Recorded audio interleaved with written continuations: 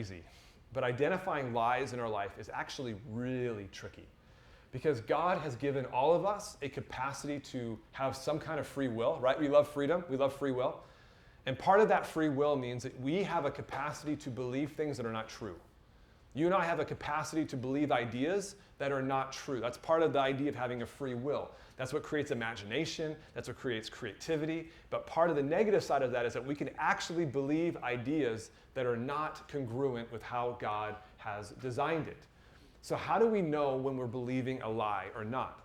Well, on the screen is going to be there we go, lie detector. Here we go. Some of you, because of your jobs as first responders, may have taken one of these when you interviewed. I've never taken one of these before, but apparently they're like 80 or 90% accurate, okay? Now, wouldn't it be awesome if you could have a lie detector for us, that not like to see if you're a liar, but to see if you could put it on at the end of the day and to see if you're believing any lies. Wouldn't that be so cool? You could go home, put on the little things on straps, and say, I'm a disappointment as a dad. And it would go like, I'm like, okay, that's a lie. Okay, good. And if it would kind of spit out a little truth meter to us and say, no, you're not a disappointment. Aaron, you love your kids. You're caring for your kids. You're praying for your kids. You're fighting for your kids. You're working hard. You're a faithful father. You're doing everything the way that you have figured out with God. You're doing everything you can. Wouldn't it be cool if we had a meter like that and like a lie detector that would say, that's a lie. You believe in a lie. It'd be so much easier, I think, right? And wouldn't it be cool if it was 100% accurate? Well, we do have one. I'm setting you up right now.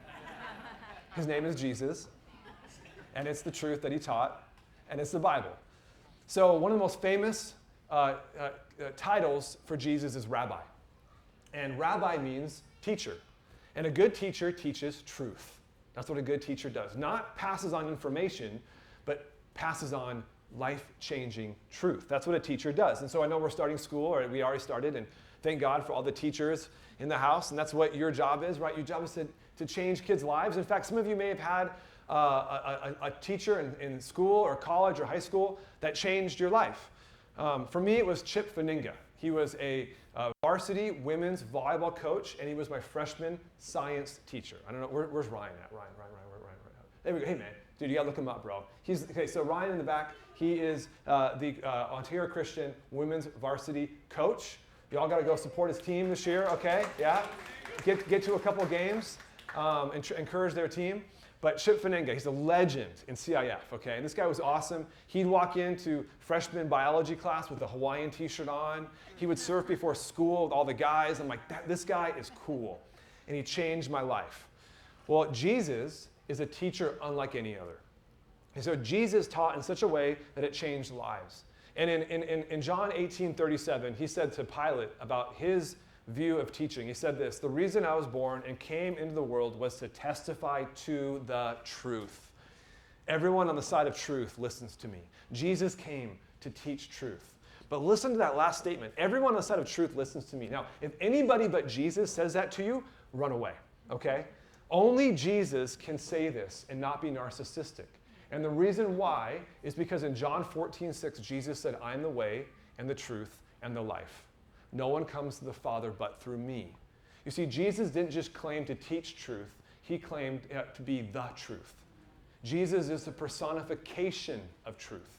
Everything he did pointed to God. And it's a definite article in front of the truth, meaning he's not a truth, he's the truth. He's not a way to God, he's the way to God. There's no doubt about it that Jesus claimed this. And this might be a little bit of a difficulty in a world of inclusivity. Jesus was being very exclusive in this statement. And if you're of a different faith or different religion, this is probably good for you to know as you're exploring Jesus, that Jesus is not just a way, he is the way. That's what he claimed. And that his knowledge about God was the exclusive way to know God.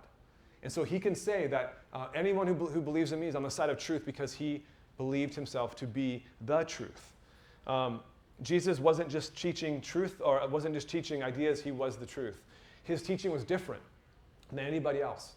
In Mark 9:35, after he finished what's considered to be the greatest human lesson on morality, the Sermon on the Mount, it said this about after he finished: The crowds were amazed at his teaching because he taught as one who had authority and not as the teachers of the law.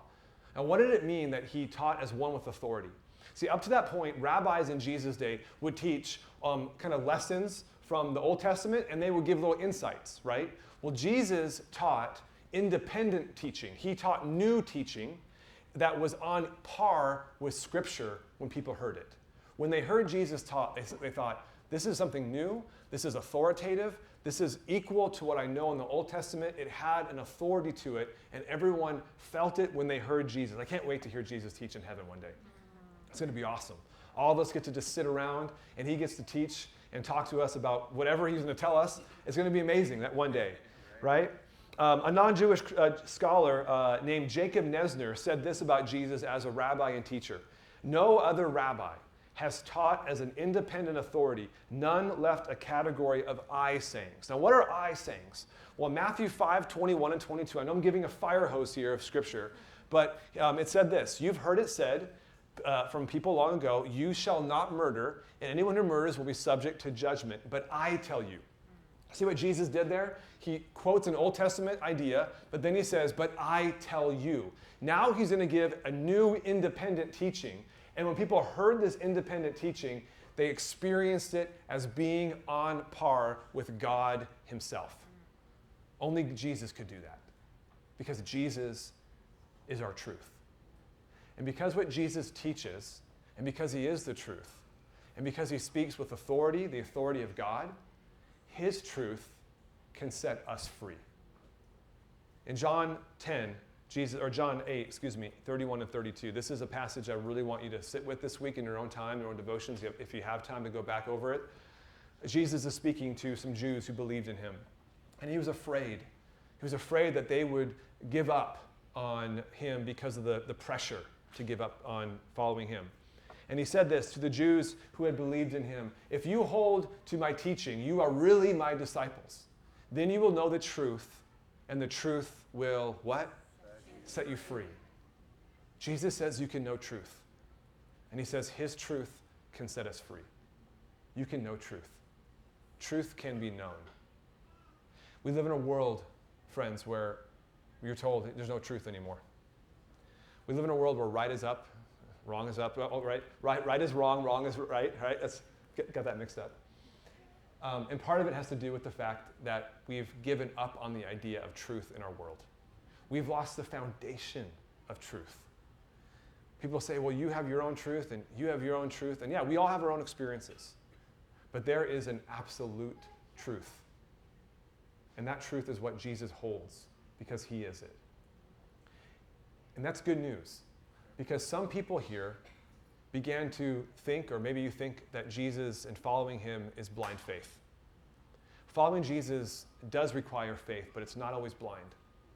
And some people here, when they think about following Jesus, they think it's just about feelings. And feelings are important. I'm a deep feeler. And so feelings are important to my faith.